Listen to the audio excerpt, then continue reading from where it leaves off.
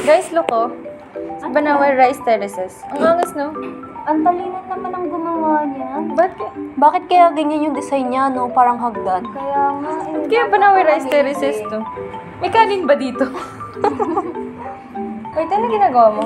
Nagre-research lang about sa PD 260. Malapit na kasi yung final sa legal eh. Kaya nga eh. Baka pwede ako pa-search. Sige, sure.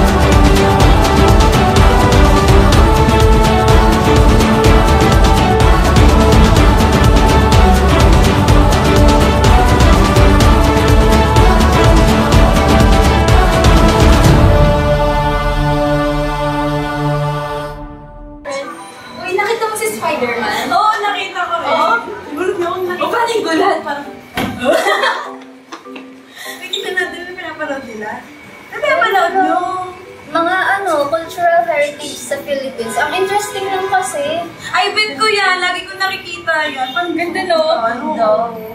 Ano ba mas maganda dyan? Or parang sa picture? Sa picture. Picture lang siguro maganda to. Hindi naman siguro ganyan. Kaya lang natin tingnan yung mga reviews.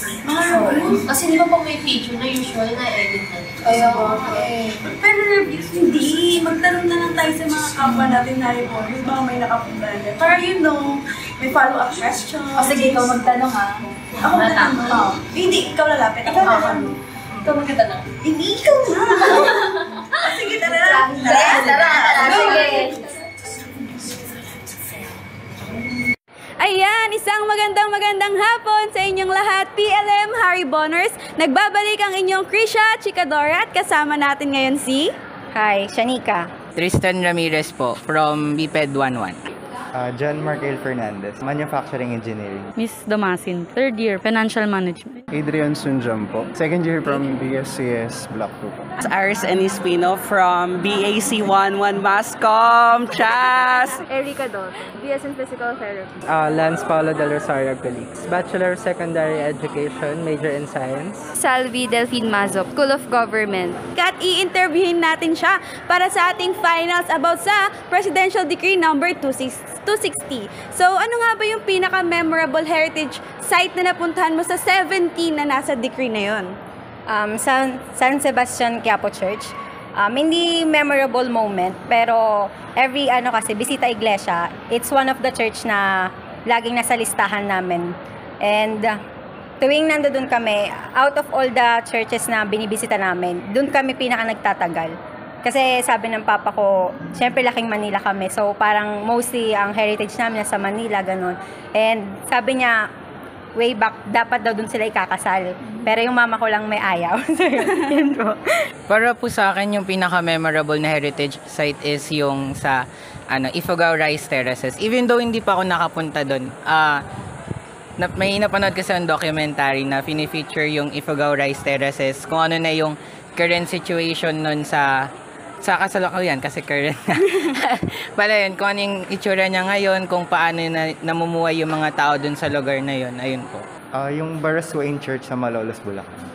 And siguro pinaka-memorable experience sa akin dun is yung nagpunta kami doon kasi kasal nung friend nung family ko. At then yung nakita ko yun, sobrang na-amaze ako.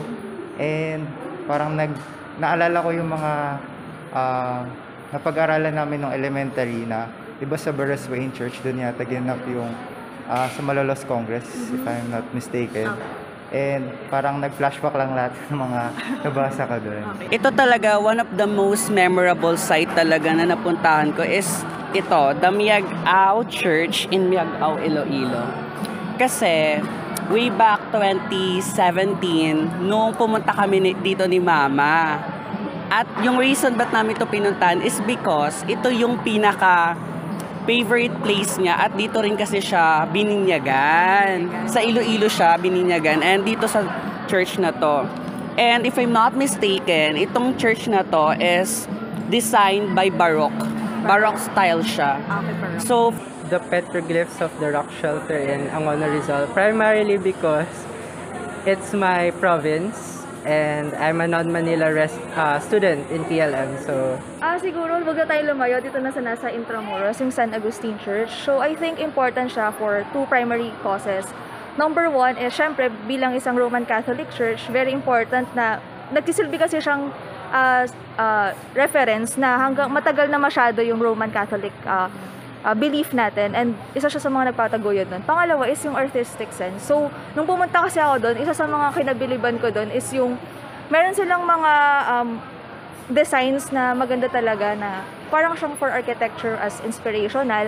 And then, kung tama yung pagkakaalala ko sa last ng pagkakapunta ko doon, meron siya ng mga names ng priest na nagpunta na doon. So, I think it's good din na makita yung mga priest na yun and what they have done. So, yun yung two primary causes. Pero para sa akin, yung pinaka maganda talaga doon is yung simbolo siya na as Filipinos, very faithful din tayo. And dapat maganda sana na ma-preserve siya along the way. Hindi lang yung pinaka-structural, pero yung pinaka-value din ng pagiging faithful natin kay Lord. So, yun lang.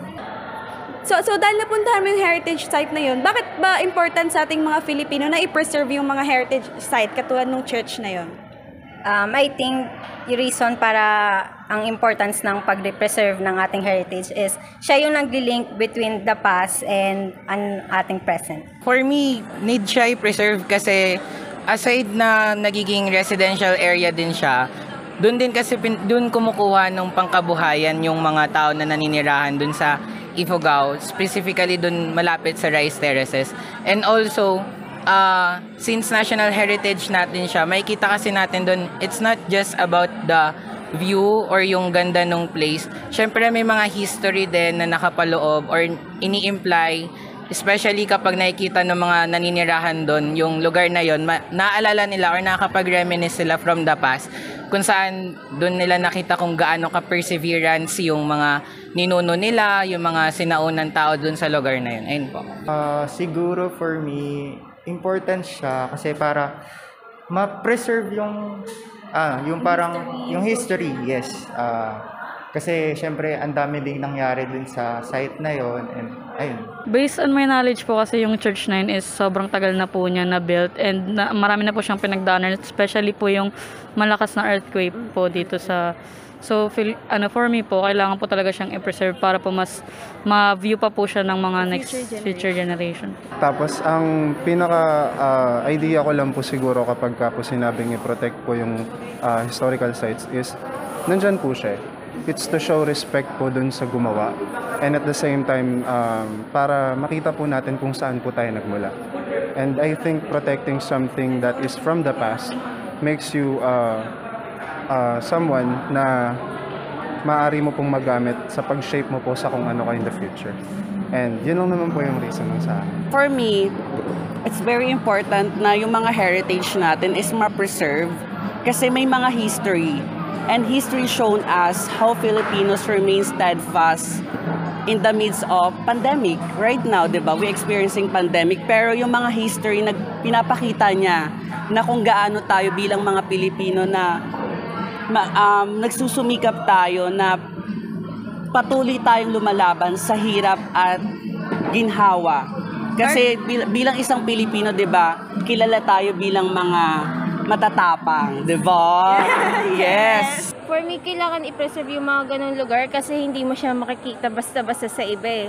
And sobrang dami na napagdaanan, kumbaga memories at buhay na rin yung parang naipon doon para mapatayo yun at nakatayo pa rin siya until now. I think it's important to preserve the petroglyphs of the rock shelter ng Honor Rizal because it showcases like concrete pieces of evidence of how our ancestors lived before. And I believe it's important in understanding human civilizations, how it progressed, and for us to improve our lives in the present. It's important for us to look back at the past. In the Ifugao rice terraces of Banwe and liturgical objects therein in Intramuros, Manila po.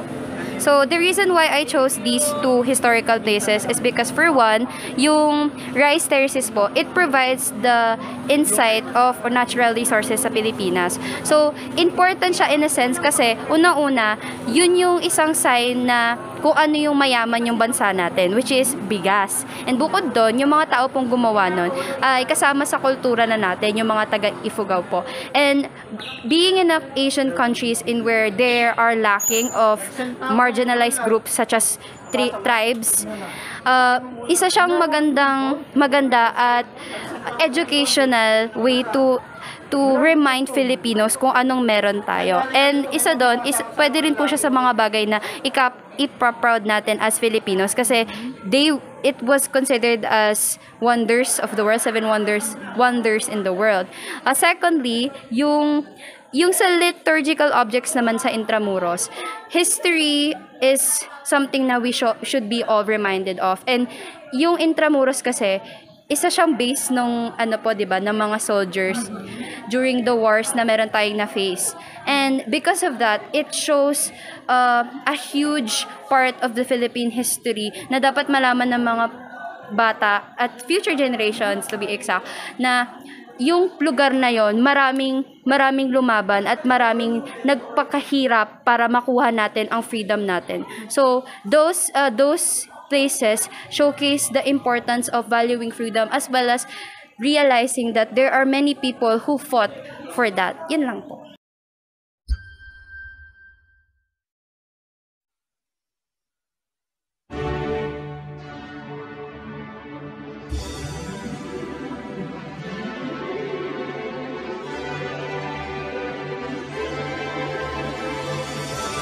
Ladies and gentlemen, it is with deepest pride and greatest pleasure that we welcome you to the heritage sites of the Philippines. And now, we invite you to relax. Let us put up a chair as Apex Film Production proudly presents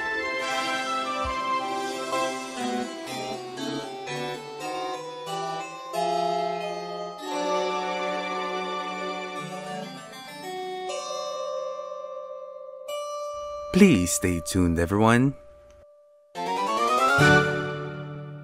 Be our guest. Be your guest. Preserving heritage, reinvest. You should explore the sights around and you'll be amazed as well. Come along, take a stroll. Walk down to the history lane. Past and present we discover. Don't believe me? There's an order. Gather around, everyone. Come and listen. I'll tell you a tale so grand. Presidential Decree 260, it's time to understand. Signed on August 1, 1973, a decree so true, preserving our heritage for me and you. Santa Ana Site Museum, a gem in Manila's embrace. Pawa and Bacara churches filled with grace. San Agustin Church in Intramuros, a historic site. Oh no, wait, I forgot something. What is it? What? Oh, I remember. Is it the fourth pillar in Zamboanga, a beacon shining bright? The rock shelter in Angono, where petroglyphs lie. Alaban Bantong's ancient marks reaching the sky. Dep Aigidai's calendar, wisdom of old. Kabayan's mummy caves, stories yet untold. Banawi Rice Terraces, the wonder of the earth. Barasawain Church in Malolos, a symbol of our worth. Tirad Pass in Cervantes, where heroes Patmigao. Church in Iloilo, a heritage we sought. Mactan's battle site, a testament of our past. San Sebastian Church in Quiapo, an icon that will last. Santo Niño Church in Cebu, a sacred place we suggest. Be our guest, be our guest, be our guest. Presidential Decree 260, let it be protecting our treasures for all to see, from churches to landmarks. Oh, it is indispensable property of our country. Oh yes, it honor our nation's identity. With love and dedication, we'll restore the forgotten beauty. In our hands, the key to a heritage so rare. The Philippines are rich in culture, intricate carvings, untold stories. We've got all you want.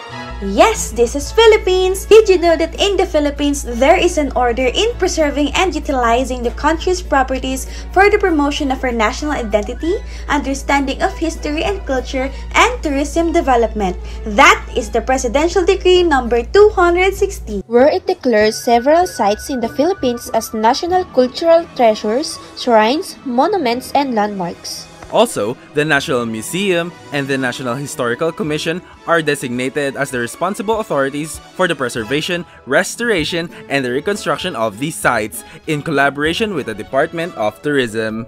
The National Museum conducts research, preserves specimens, and promotes cultural heritage through exhibitions. While the National Historical Commission administers historic sites and implements flag and heraldic codes. By preservation and promotion, it attracts tourists that generates economic growth. So these efforts instill pride and identity among locals, nurturing community development. In short, Presidential Decree 260 empowered tourism, bolstered economies, and enriched communities through cultural preservation.